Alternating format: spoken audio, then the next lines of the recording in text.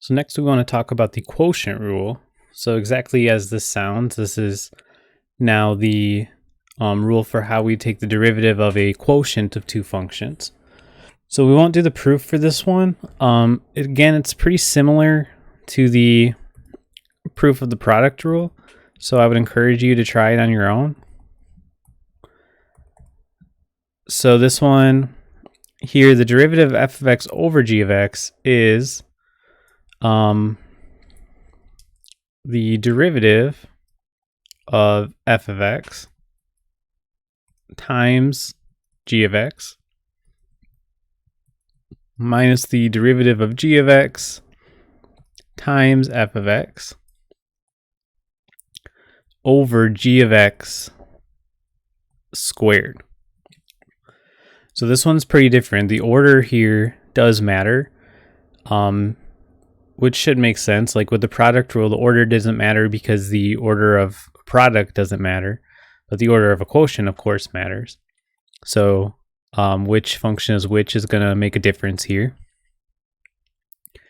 To write it with the Lagrangian notation, okay, so f divided by g prime of x is equal to f prime of x times g of x minus f of x times g prime of x over g of x squared. Okay, so the derivative of the first one times the derivative of the numerator times the denominator minus the numerator times the derivative of the denominator divided by the denominator squared. So let's just look at some examples of this. One quotient that we've seen is 1 over x, right? And we know the derivative of this based on the power rule is f of x equals 1 over x squared. So let's just try the quotient rule on it and see if we get the same thing. We already got that squared term in the bottom, so that's a good sign, right? So based on the quotient rule here, f prime of x would be the derivative of 1, which is 0, times x, minus 1 times the derivative of g of x, which is 1, the derivative of x is 1, over x squared. So this is going to be negative 1 over x squared. So it does indeed give us what we would expect. Okay, now let's try it on, like a different rational function. Okay, let's say that we have h of x equals 3x plus 1 over 4x minus 3. Okay. So if we want the derivative of this function, whoops, shouldn't have equals here, but rather h prime of x equals, we're going to take the derivative of f, which is going to be 3, times 4x minus 3, which is g, minus f, 3x plus 1, times the derivative of g, which is 4, over 4x minus 3 squared. Okay, we can simplify this a little bit maybe.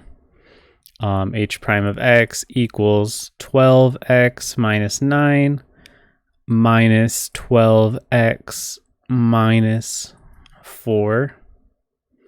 Okay, so these go away. 4x minus 3 squared. So we end up getting negative 13 over 4x minus 3 squared.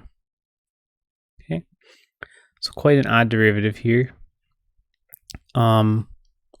This one, notice that the 3/4 is not in the domain of the original function, and nor is it in the domain of the derivative, right? And in general, when we the numbers that make g of x equal to 0 will also make g of x squared equal to 0. So we should have the same domains here, right? Okay, one other application of this, we could look at tangent of x. Okay, looking at the trig example, tangent of x is equal to sine of x divided by cosine of x. So what is the derivative of tangent of x?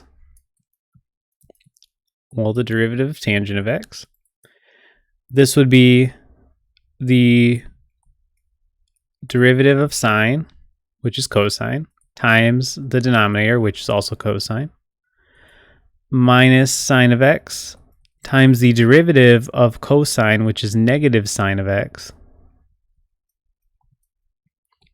all over cosine squared of x. Okay. So if we simplify this a bit, this is cosine squared of x. This is negative sine times negative sine is plus sine squared of x over cosine squared of x. Sine squared plus cosine squared is equal to 1 by the Pythagorean identity. Okay. And then this, by definition, is equal to secant squared of x. So the derivative of tangent is secant squared.